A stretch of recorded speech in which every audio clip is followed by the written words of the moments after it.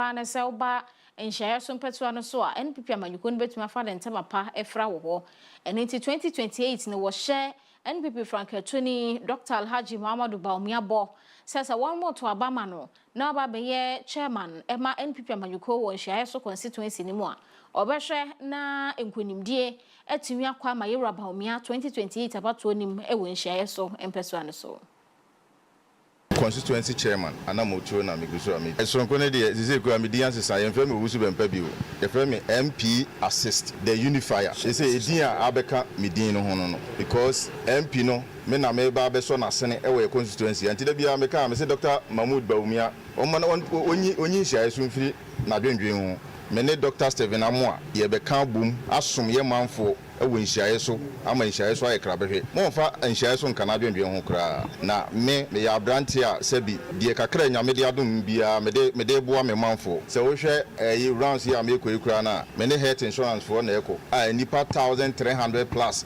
a wo ye police station executive no obia wone wo ma me register NHIS amon fa wo babra be register ewu nso a me renew amount ehwo na ye gina aye card amount aye bibia we nyina ya namon ndi nhyatofo ndie esu ne ma ekuta wo mo de twen yewura owusu bempa no enya asem ketwa na asem susukra ebi nsi da wa Ashanti region ye obi a obepe chairman a otubo hu obi a obepe chairman a otwa park so obi a obepe chairman a otua school fees obi a obepe chairman a obi ya leda hospital okoyi no obi a obepe chairman a osi school dan obi a obepe chairman constituency chairman no enye national chairman no constituency chairman enti nipa bi sei ICT center a water semanso e fa nkora 40 a mesi ediama ye electoral area no a megusu a meye chese mpuntu a mede ba de enye se mede ba so a me jaminu no wa chire me bra panyin no Dr. Steven Amoa a wota machi a bibia ekoso bia no me ne nne ye bom enti owusu bempa a wapie nhia nso de nhia for se omo ntwentwen omo na ase kura omo jenna edi agibum akoto aba no de ama owusu bempa because obia no ho pefo asem pa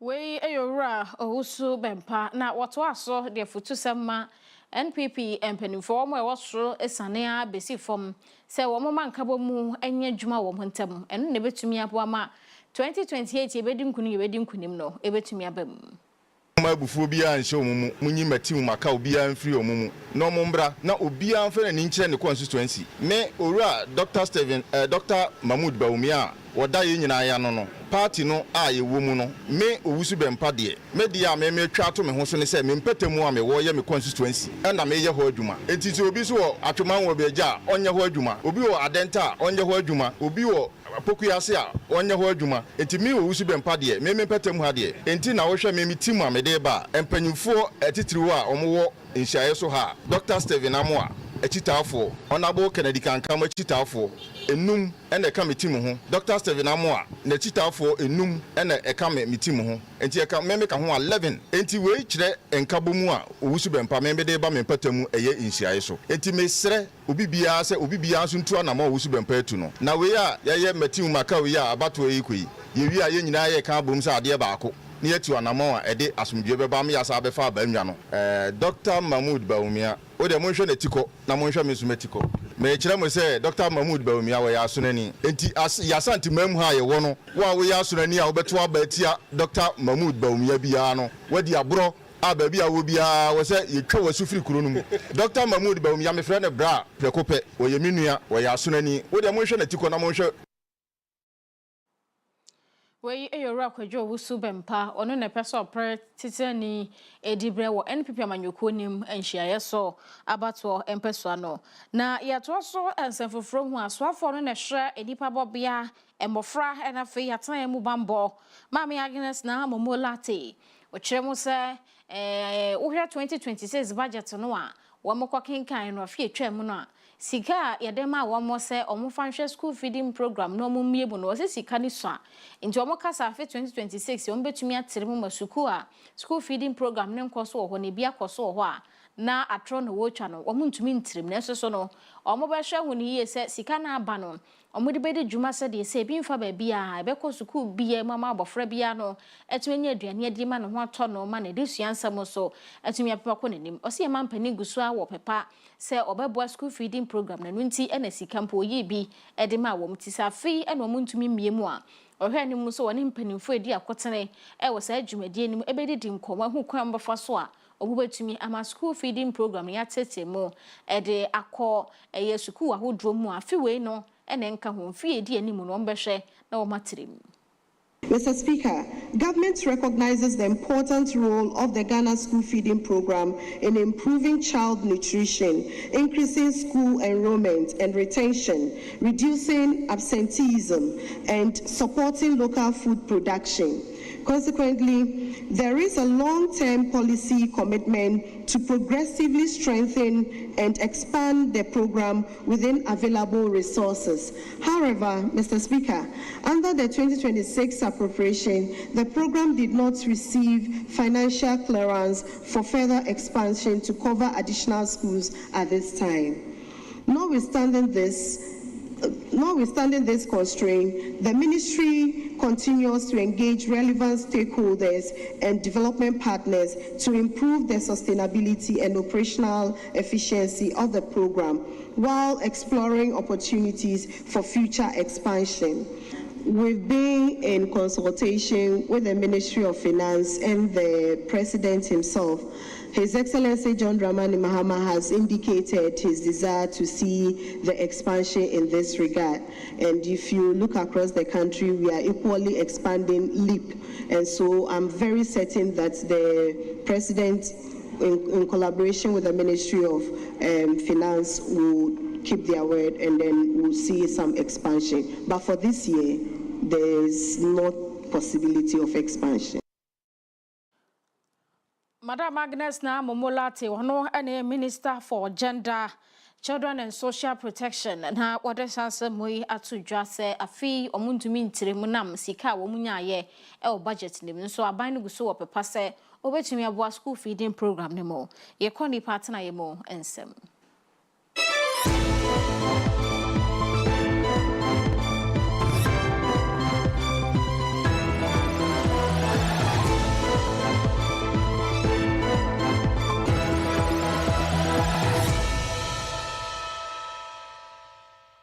This segment is brought to you by King's Home Studios.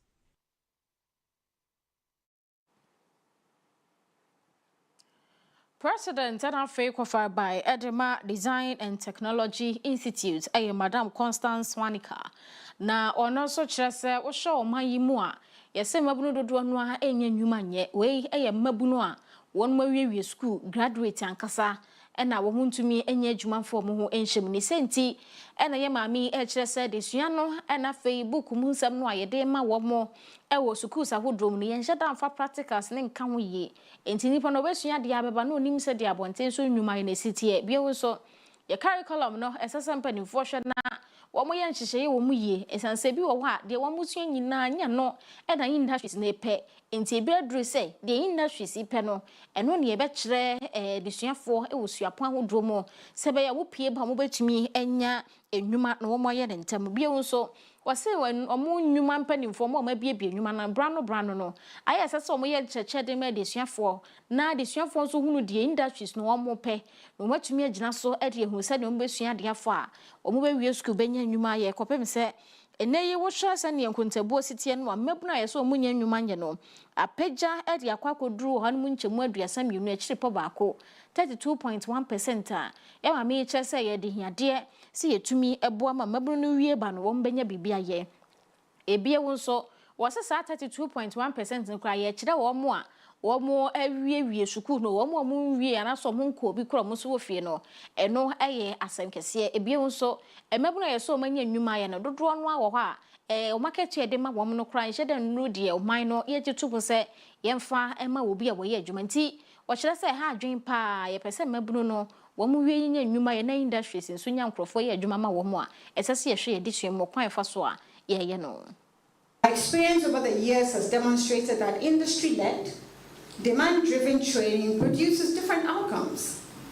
When industry helps shapes curricula, when learners spend time in real workplaces, and where technical skills combined with soft skills, entrepreneurship, and leadership development, graduates transition more successfully into employment and enterprise. This philosophy is reflected in what we call the learns, works, and leads model, an approach that seeks to ensure that learners do not simply acquire qualifications, but develop the competencies, confidence, and adaptability required in a rapidly changing world. I am Madam Constance, or no, and I founder, Sansuya President at the Emma Design and Technology Institute. The edition for Nusia, almost so at the Ecoso Numa who drove me on my crowd when near Chile, I will say, Usian Wajuma, Nasa, Pesa, would dimujuma ye pa, no aqua question be the free bassa, and no baba Kabu Kumudian home, net to me aboa. Now I want send for from no. Osha area from Tobre Cassia ewo APTV at the radio 105.7 so near day esomo yet also ewo ensambodromo yensamwa yede esomo noa Osha Kantu DA Basic School and Penny4 at the Sembi Tuja horse and say na one musuku dan ya mutimu esuante no dan emwa womo enam so ema womo hyase bodewura kopem se nei suku no yaba besi dan foforo e de ama womo a akwakoye enyigisam de senti empanimfo e de abasobo e ma ban no e de womo eni womo abo abie e ma suku no yetumenya foforo de ama womo headmaster uraya wadu sei e de wo kiremu se womo fato womo so fira Afia twa amunim se womo behwe ama na suku no ana edisuafo mpeso mbeba sanso mo ba ensuo to ebeka so mo nkofie ewie bo ebeka so mo nkofie nti na edisua no amunye omo de omo ba kora bi tenatena fom enne ya omanya suku dan foforo na boa ama edisua ne ade kire ekoso yi. We come to the impact. Let me start with enrollment. Children or people now see the need of coming because they enjoy the structure, and when they come they have so much comfort and now they are learning with ease. And moreover, so I would say that it has really helped in enrollment in some aspects. If not 50%, let's say 45%, which is a credit, and it is good. So the enrollment is good. With the teaching and learning, at first we were not having board, the blackboard, we were not using it. When you came, you supplied us with Formica board, and then we were using that one temporarily. But when the building was innovated, now my teachers can use the board, and we can teach so well, and students are participating in everything we do.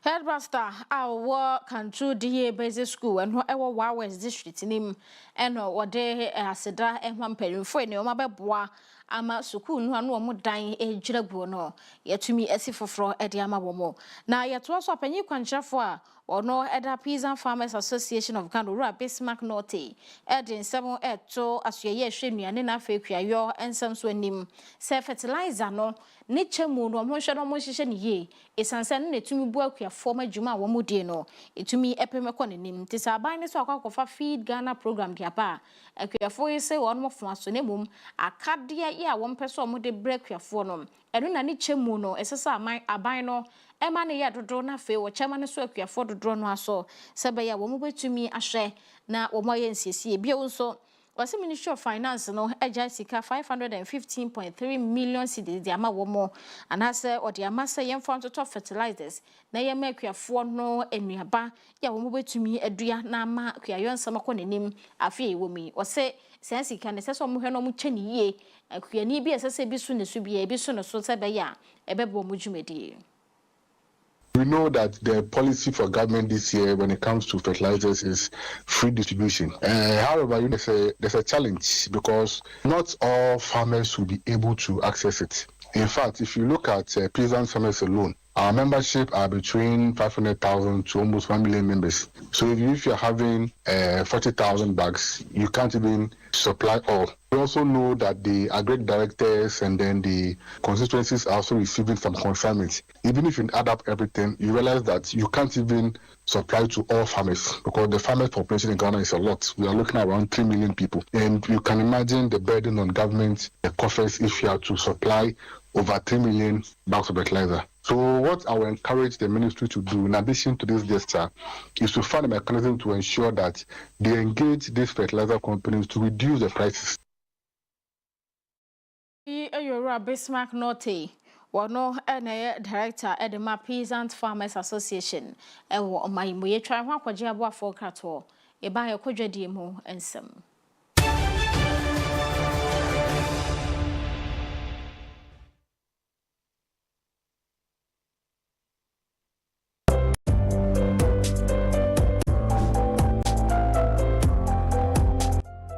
No kwasam say adwumasua ade a se wonsaka obi antumi ngim free winsem enonti enei se wopese wotu kwan kwa amanone ana otena oman Ghana mu adwumanya sika gu botom de a mekanfo St Augustine Heavy Training Center de amount ko na onfa na wotwimie no pe enkyerɛwo piloda any forklifter ebo no ewo fom kra ye wo Kumasi Asqua yene Asqua police station no any din hwede mu yesanso ben Asqua Children's Hospital tafua Akoko Space Junction wa ubetumi afre St Augustine Heavy Machine Training Center 0243860810 St Augustine Heavy Machine Training Center. We are your last stop. For desktops, UPS, toners, and printers galore, Bell Enterprise has got it all. From CCTV cameras to office chairs, keep you in style. The affordable prices that will make you smile. For schools, businesses, and individuals alike, we have what you will surely like. Contact us on 0245 099 786 0245 099 786. Bell Enterprise. Shop with ease.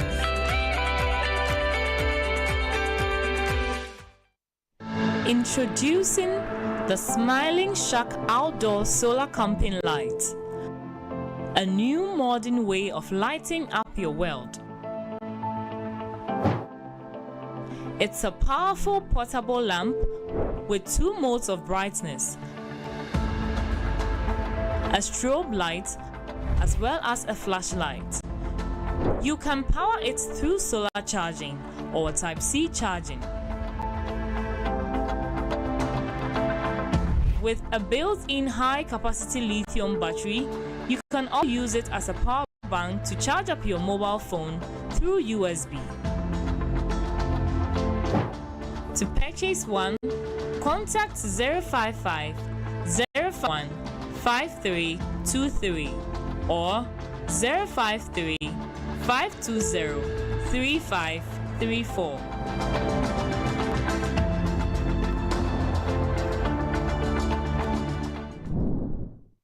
This is what many wireless networks look like. But hey, this is what they actually look like. Introducing Kenny Rose Wireless. Switch to Kenny Rose Wireless and enjoy streaming without buffering, communication with no lagging, business without restrictions, and achievements with no limits. Get connected today. For enquiry, sales, and support, contact us on 020-8282-810. Visit our website on www.kennyrosewireless.com. Kenny Rose Wireless, internet made easy.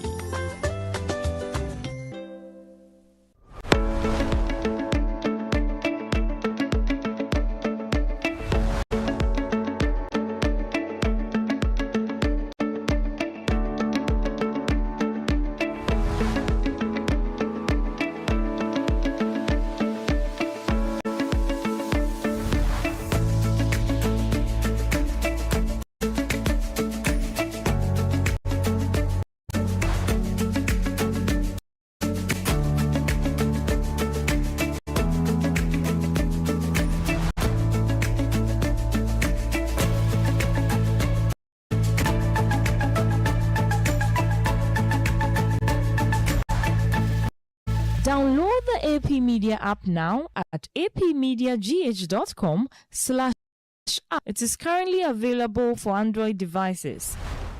Coming soon to Play Store and App Store.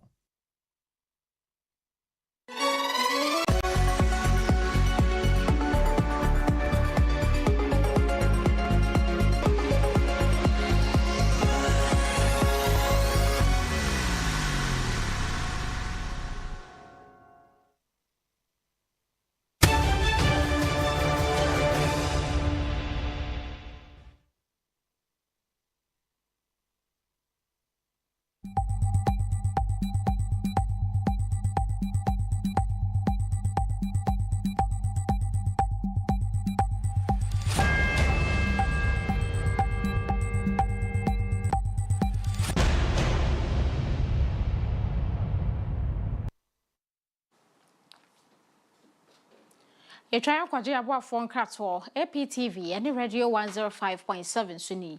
A we are from to recast any go so there some more. A casafoni ne casafide so na yet was so dreadie in Semua. Gold board and a banyi ekofa by here. Say one more may seek a hawk who dreadie into me and one name. Intene a gold ride kwama would was one in a gold board and a show one some car. 2025 now on a ball and say God the kwama would also need to mean for so $10 billion. Eddie Frisa sikani mua. Omochira se eya de aboy and papa sanse kaneno. Isika kokoni de kwama would also ani huso gold board baye. Or say yam fasika kokone sa enko. Ye bed any mabua bem and sunny de 2025 nedie.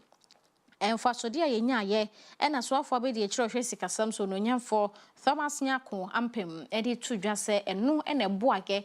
A tie city ne to me, yes, city no, and who a days and see the Kwama who was one a good no, yet they a German who draws to seeker into a foreign reserves no, a pem costro, and no Nayana Buama city no, Agenan and Asosano.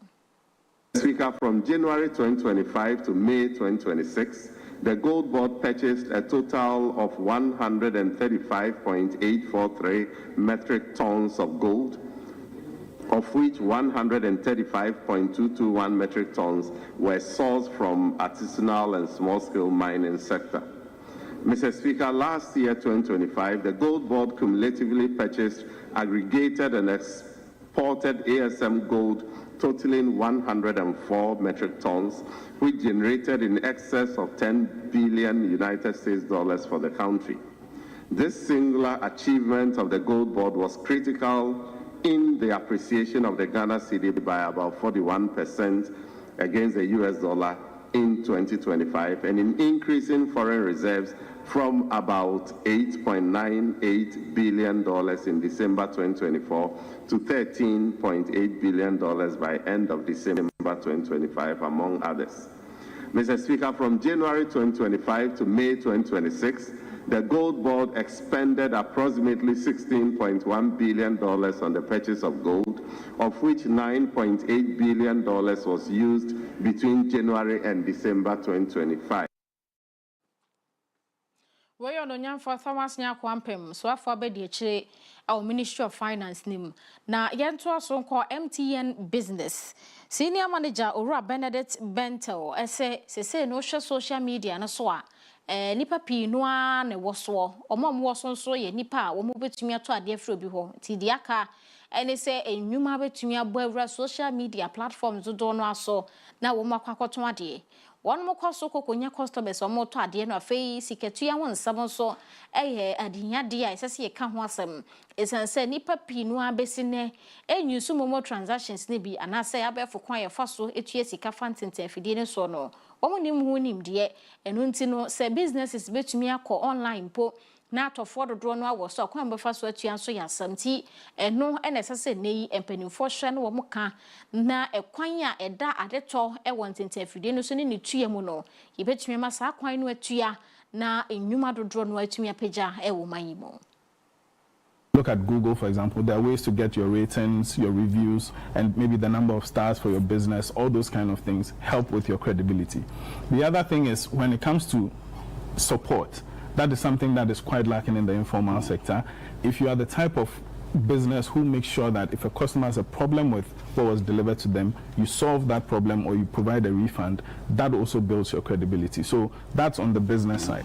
On the customer side, it's almost impossible to verify if a customer will be valid or not. But you look out for, these kind of trends where they're on social media, people actually report when someone has frauded them. Look out for those kind of things. Look out for a hesitance when a customer is maybe not willing to provide certain information, or the location that is being delivered to is not, up to par. But ultimately, like you said, there's a risk associated with it. But for a business, ideally, you would want to build some sort of insurance into your pricing, so that when you do get these kind of fraudulent issues, you are covered. But it's also your duty to report it, so that as the telcos and the vendors who are in the market, we also blacklist these kind of people so that they can't defraud another person. Ultimately, a great solution would be if we had some sort of escrow where your money is put there until you are satisfied with the delivery. The money is not released to the vendor. Ora Benedict Bento nie ono ene senior manager MTN business. Yenkoshe city no ahoden.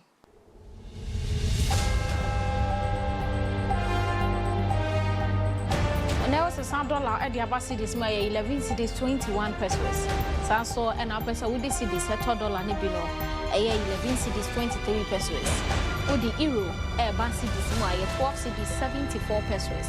Pesa would cities ekwaji euro nibia no 12 cities 75 pesos. Afe was a pound at the abasi this no 14 cities 80 pesos. Pesa would cities ekwato pound nibia and no age na 14 cities 81 pesos. In city no na ho den e wa ma ho dobi esika nimye yakwa agudie mo ensem.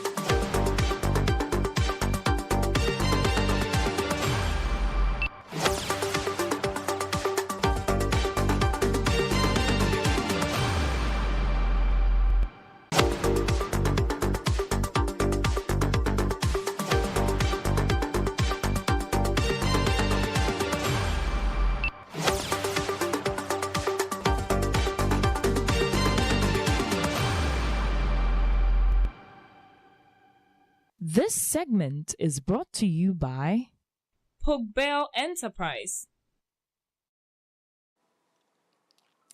Samuel Kaya boy crowd dia kudie mu nsam ebre yen e wo yen kase so Samuel mu akwa ba. Samuel Joseph ni aba. Pa cho ho ye de. E jana do me ho ye na so e. Yakopo ado. E de jana se. Ade ense na mititi. Ai xenophobic republic, O metimi progressive ko the stage, one of 32. O machi South Korea for bomu kabako. Korea for no munye serious. Sao. Obi a penkofo yi down for pa. No where the African koso. Okay. Your time almost. Sa brofo no mo pe mo ko ho. Mo ko ho. Benya kwa ni aso a mo country na koto atwene Asia kola. Omo no mo sa omo Asia. Umpe omo yi ko. Asia ko ne sa omo. Ke mo he. Europe baby. Ai. No manya. Se ono mo pe. Se omo me more of Europeans. No go back to Europe. Oh, okay. So Sammy. I'm ko agudi mu sem do mi do kase bona me dey to aso di am so. Samuel Kaya boy say me never see introduction. Sabe pena city. Obetimi follow PTVGH or Instagram, YouTube and TikTok. AP Media GH and we have Facebook. AP Media GH and we have Facebook. After www.apmediagh.com official website or alcohol church or same brady go social political issues, governance, finance, economics, after so sports, entertainment. Yamisem kakran so ya chobi ediego honoma ubitimi kan bi after so foreign news, all the latest from the foreign front and hoko honoma ubitimi enye bi so akenkan ho. After www.apmediagh.com no live radio and live ATV stream ni guso e koso ho ye ubitimi akoho na wakako mako tie se radio na pese uti se TV na pese uti a wetimi akọ no wakako tie bi eho na me fa ntia shonko koma ejapia kotoko ni ma pa fan kotoko sem India grow afen so Bra John yes casting in Potem Guinness Junction oko we bi atuma ma obi a enya bi 80 eho afen so edum brother Nico Taylor to pack ha o ka se o pe Taylor to pack a obi a do be call ni shop won so we bi ma obi a 80 bi eho Chashonko enkoma nana 1 oko atonsu kuita on so we on so 80 pana me sha se na me sha se free papa your friend Alfred Thompson former director at the National Investment Bank NIB papa no at the same kakra ababetuja managing director FA Ghana Black Stars na nsem nyina say osisi no was see Bob Black Stars for no abaso pa esan performance a omode man no na titru ene Benjamin Asare goalkeeper no was obona basu yi na nsem nyina ne say osi mpempi no Black Stars for no no ma Ghana for broken heart omode akomate de ma Ghana mra awe expect say o maybe bi no na omakwa akobodro na say omakwa kolusu eho nemum osi World Cup ne sha ya coach ni bae your first match it me win here osi na ni jipan yi and Afia against a team my friend England no ohwe no Ghana team ball draw ono so e man ni je ewie peye enti osi sa tu match si e de ni je sonko e de aba Ghana fo a ono papa your friend Alfred Thompson no se wa mo Black Stars for na baso na wa heda anka ni na osan so to aso eba Benjamin Asare na osi watiti se manfo ono manfo bibiri no enkofa manfo se ka omra kotoko Benjamin Asare na so she camp na ka omra kotoko na ka omesi aka hen fama kotoko no osi da bi nyesa osi de bia adu no si Asare no international player eti o deserve so obinya club outside Ghana ha osi wada house folk no ache eti se onya foreign team na se team no epena eno mo mbeye chance obe cross the carpet every has e dia ba kotoko o say sansem ne de mamanfo enkika kabina no Afre Thompson no on pese obeti sansem libi nemum abasobode kese no de koma abrante fe no Benjamin Asare na Afri Ghana Black Stars wo performance o modern di wo FIFA World Cup 2026 Canada USA and Afri Mexico ho na ho no ma bium no World Cup no sensem enra amanfo ebo anan ko Benjamin Asare ne busuafie wo colleague on ho no na ohwe sene na eho no musitie ne nana de we na few ni sitie no ye betie ne ahwe video no Benjamin Asare ne grandmother nsema o de to edwa efa Benjamin Asare ho ye TV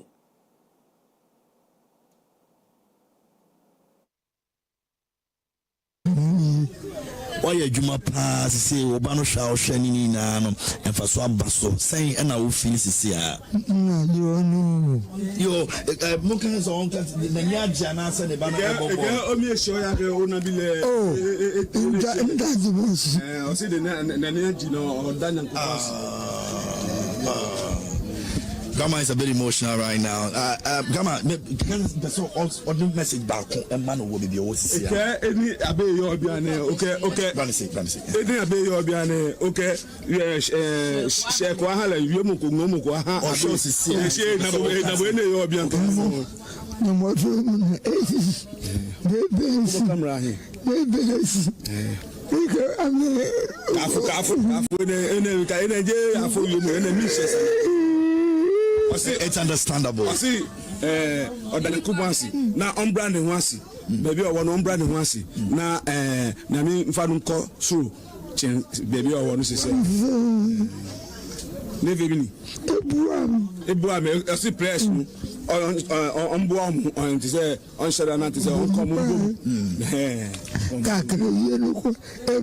I see, say, you can't be on tea.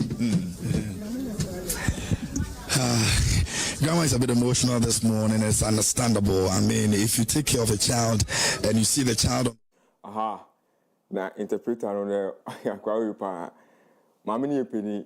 Eti bibi ni ana was so kasa ko say we say mama na emotional but I say it na say aha na uni anzu de ozu say o say abrewa kasa ntem. Mama ni nhwe ni ko enim kakra.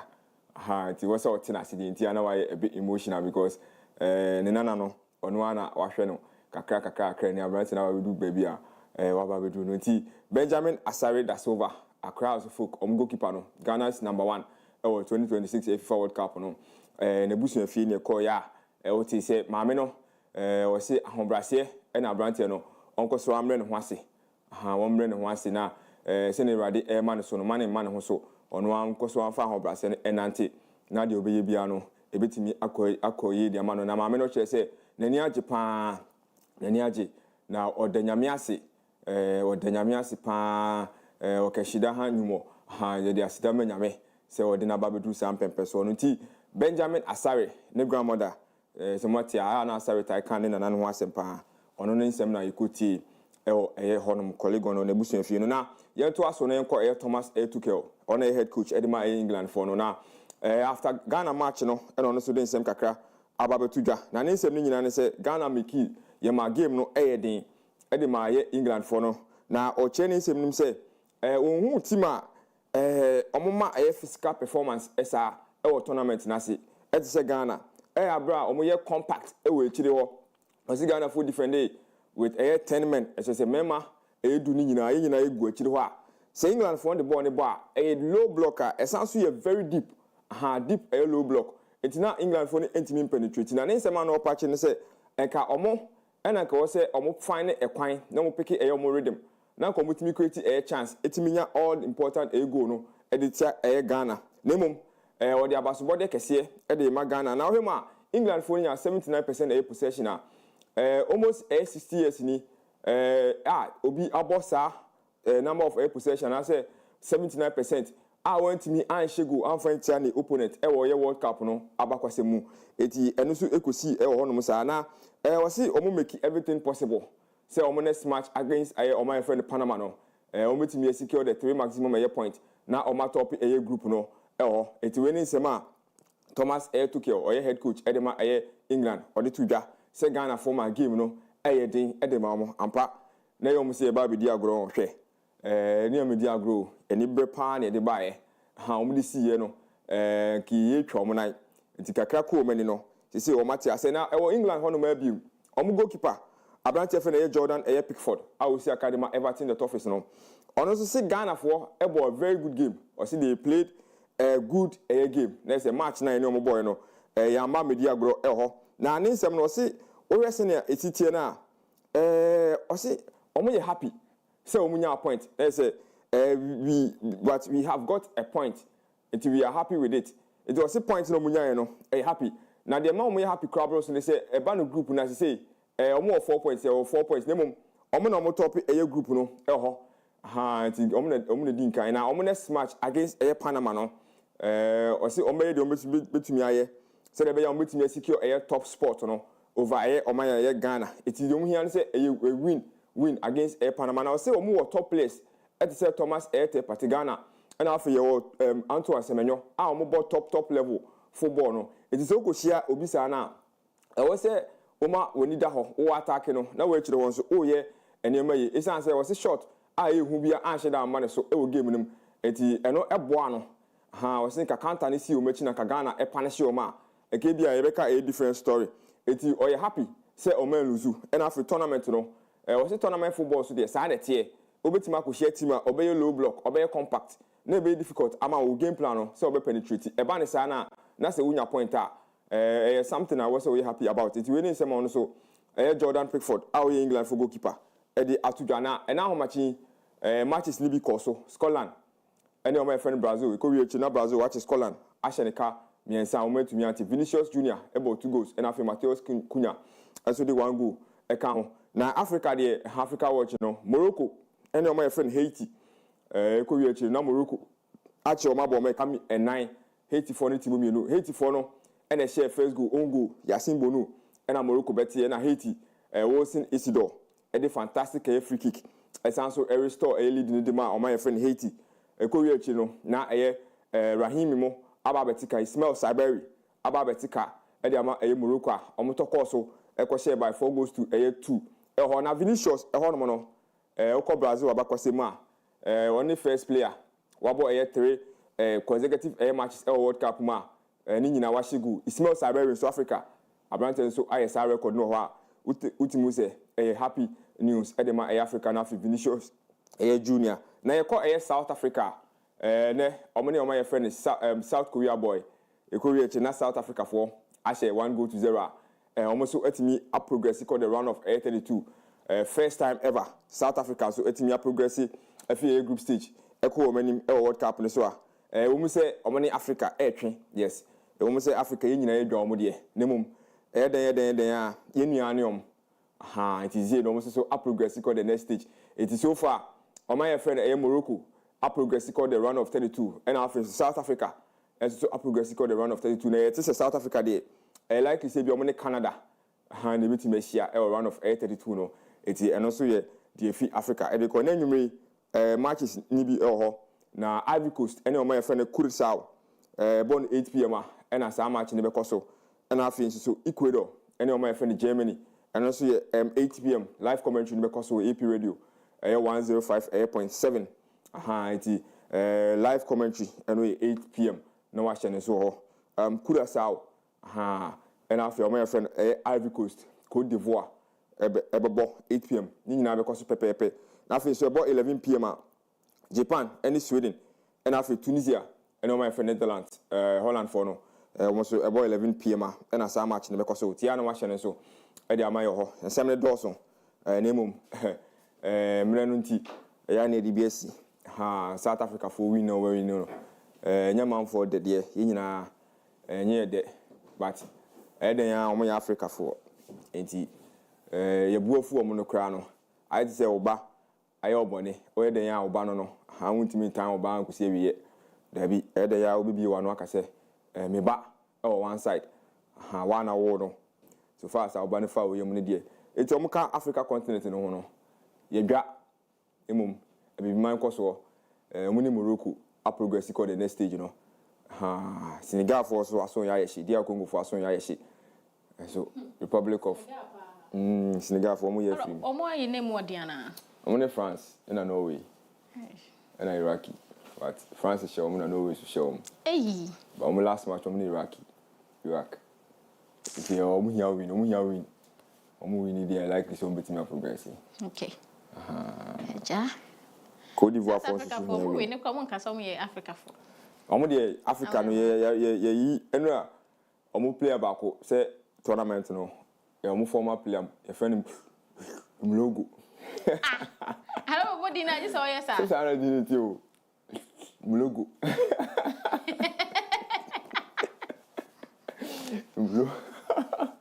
is also say o be kan na adwen kire Ghana for sir na you win your match no enu on TV no be pacho oh ni dini kwa me fa so body no awo be kika na adwen kire Ghana for no so be pacho enti se o master team no omo ho na me hu se omo ma ni bi kra se omo ni Ghana for ni bi wo ma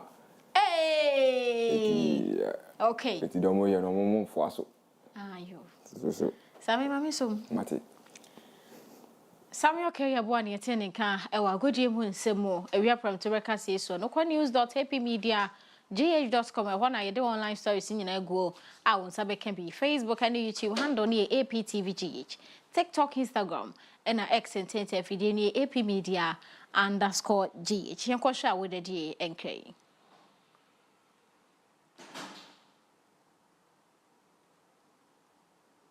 Happy birthday to Obed Opoku Esdo enono seji Kwame Tewia krom yakopon enhira na onye okese owofa nana Afriye Collins and see yemfa fidikese so and wish Obed Opoku a happy birthday.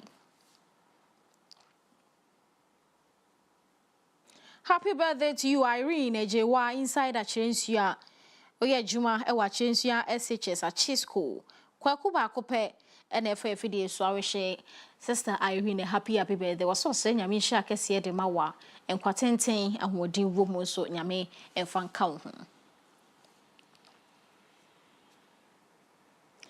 Mediane boss lady Afia Kyem Agyemang no we ensake pokuni na bedwafo betena te Peace Sports jumadi kese de so TV and Afia radio 105.7 no nsia e be sanso hia makraw